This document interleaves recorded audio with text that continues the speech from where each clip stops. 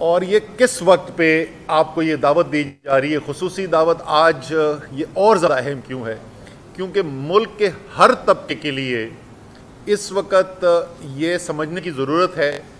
कि पाकिस्तान जो हम कहते हैं ना नाजुक वक्त से गुजर रहा है, नाजुक वक्त से नहीं गुजर रहा है। इंशाअल्लाह ताला वक्त तो मजबूत होगा, लेकिन तारीख साज वक्त से ज़रूर गुजर रहा है। और इस वक्त पाकिस्तान बिल्कुल वाज़े दोहराए पे खड़ा हुआ है और ये सफ़र जो है वो पिछले चंद माह से जारी था और अब बिल्कुल तकरीबन वहाँ पर बात आ गई है कि मेरे ख्याल में ये जो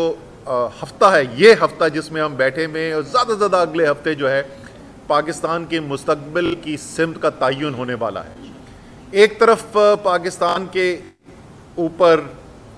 कुछ कुव्वतें, कुछ सियासी जमातें, कुछ खुदगर्ज टोला काबिज है जो इस वक्त अपनी सिर्फ सियासी नहीं, अपनी सिर्फ माली और अपनी